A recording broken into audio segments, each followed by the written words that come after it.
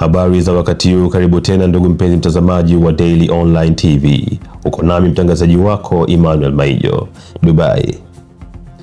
Shakbout bin Nayyan Al Nayyan, waziri wa nchi, alikutana na Mheshimiwa Captain Ibrahim Traore, rais wa Jamhuri ya Burkina Faso, wakati wa ziara rasmi katika mji mkuu wa nchi hiyo, Ouagadougou, jana.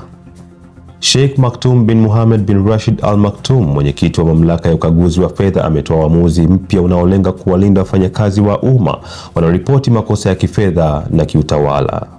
Uamuzi namba 2 wa 2025 uliotolewa chini ya mamlaka ya sheria namba 4 2018 unaimarisha ulinzi kwa watu wa taarifa ndani ya taasisi zinazosimamiwa na mamlaka ya ukaguzi wa fedha nchini Dubai.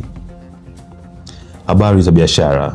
Bei ya dhahabu imepanda kufikia dirham 10 kwa gramu katika saa 24 zilizopita, huku viwango vya kimataifa vikipanda zaidi ya dola 3300 kwa wakia moja hadi kufikia kiwango cha juu kwa wiki moja kutokana na kudhoofika kwa dola ya Marekani na wasiwasi kuhusu kutokuwa na uhakika wa kifedha wa Marekani. Wizara ya Viwanda na Teknolojia ya juu ya UAE ilitia saini haki 5 za maelewano na benki kuu za kimataifa kufungua zaidi ya bilioni 40 dirhams katika suluhu ya ufadhili.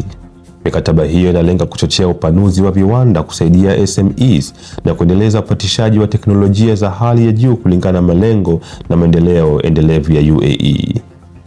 Wakati huo huo, Wizara ya Rasilimali Watu na Uwekezaji wa Miradi MORE imetoa wito kwa makampuni ya sekta binafsi yenye wafanyakazi 50 au zaidi kufikia malengo ya uwekezaji wa miradi ifikapo Juni 30.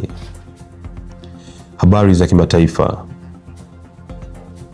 Vikosi vya Israel vinaendelea kushambulia kwa mabomu Gaza na kuua takriban watu 24 katika mashambulizi ya usiku kucha, na kutupilia mbali ukosoaji kutoka kwa Uingereza na EU juu ya vita mbaya katika eneo hilo.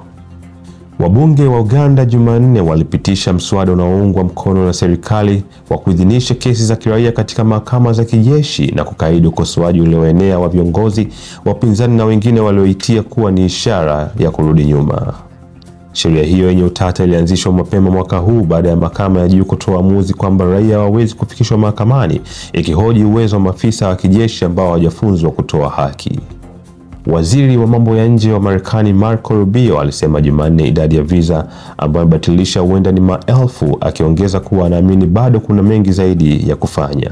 Utawala wa rais wa chama cha Republican Donald Trump umetaka kuongeza uhamishaji na kubatilisha visa za wanafunzi kama sehemu ya juhudi zake nyingi ya kutimiza ajenda yake kali ya uhamiaji. Katika habari za michezo, Manchester United inamenyana na Tottenham Hotspur leo katika fainali ya ligi ya Europa ya Uingereza ambayo ina athari kubwa ndani na nje ya uwanja. Mshindi wa fainali hii atatoa taji la Europa na kuingia kwenye ligi ya mabingwa ya UEFA msimu ujao. Kwa haya na zaidi, tembelea tovuti yetu ya www.dailytimes.ae. Uwe na wakati mwema.